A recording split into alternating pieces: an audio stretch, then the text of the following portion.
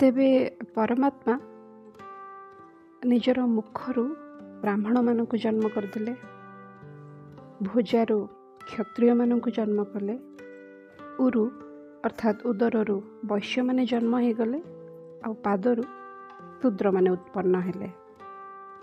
ତାପରେ ପରମାତ୍ମା ଏ ସଂସାରକୁ ଦୁଇ ଭାଗରେ ବିଭକ୍ତ କଲେ। ଗୋଟେ ଭାଗ ପୁରୁଷ କରିଦେଲେ, ଗୋଟେ ଭାଗ ନାରୀ କରିଦେଲେ ବା ସ୍ତ୍ରୀ କରିଦେଲେ, ଏବଂ ସେଇ ସ୍ତ୍ରୀରୁ ବିରାଟ ପୁରୁଷ ଜନ୍ମ ହେଲେ, ଏବଂ ସେ ବିରାଟ ପୁରୁଷ ବହୁତ ତପ କରିକି ଆଉ ଗୋଟେ ପୁରୁଷକୁ ଜନ୍ମ କଲେ, ଏବଂ ସେଇ ପୁରୁଷ ବିଶ୍ୱକୁ ଉତ୍ପନ୍ନ କଲେ, ଏବଂ ସିଏ 10ଟା ଋଷିକୁ ପ୍ରଥମେ ଜନ୍ମ ଦେଲେ। ତେବେ ଯଦି ମୁଁ ଏଇ ଶ୍ଲୋକକୁ ମାନିବି, ମୁହଁରୁ ସିଧା ବ୍ରାହ୍ମଣମାନେ ବ୍ରାହ୍ମଣ ମଣିଷମାନେ, କ୍ଷତ୍ରିୟ ମଣିଷ, ବୈଶ୍ୟ ମଣିଷ ଆଉ ଶୂଦ୍ର ମଣିଷମାନେ ତିଆରି ହୋଇଗଲେ,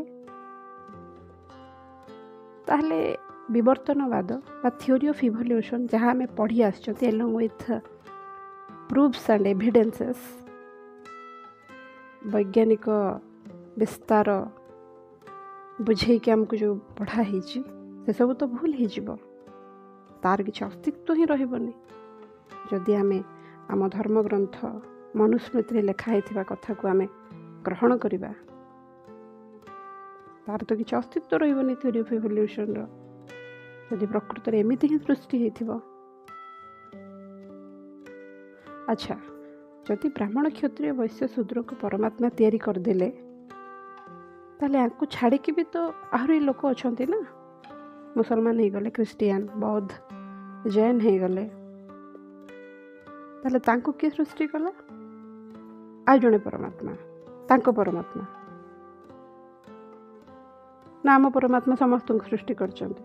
ନାଇଁ, ସେମିତି ତ ନୁହଁ, କାରଣ ଏଠି ଲେଖା ହେଇଛି ଯେ ସେ କେବଳ ବ୍ରାହ୍ମଣ କ୍ଷତ୍ରିୟ ବୈଶ୍ୟ ଶୂଦ୍ର ଏଇ 4 ବର୍ଣ୍ଣକୁ पैदा କଲେ, ଜନ୍ମ ଦେଲେ। ଏଇଟା ଟିକେ ଅବୈଜ୍ଞାନିକ ଲାଗୁନି? ମୋ ମନରେ ଏ ପ୍ରଶ୍ନ, ମୁଁ ଆକ୍ଷେପ କରୁନି, ମୋ ମନରେ ଏଇଟା ପ୍ରଶ୍ନ ଆସିଲା, ତେଣୁକରି ମୁଁ ପଚାରିଲି। ଆମ ପରମାତ୍ମା ଖାଲି ଆମକୁ ସୃଷ୍ଟି କରିଛନ୍ତି, ତାହେଲେ ଆଉ ବି ଯେତିକି ଧର୍ମ ଅଛି ତାଙ୍କର ବି ସେପାରେଟ୍ ପରମାତ୍ମା ଥିବେ ନା, ତାଙ୍କୁ ସୃଷ୍ଟି କରିଥିବେ, ତାଙ୍କ ପରମାତ୍ମାଙ୍କର ବି ଅଲଗା ମତ ଥିବ। ଏହା ଥିଲା ମୋର ପ୍ରଶ୍ନ ଆପଣମାନଙ୍କୁ। ଆମେ ଥିଓରି ଅଫ୍ ଇଭଲ୍ୟୁସନ୍କୁ ମାନିବା ନା ଆମ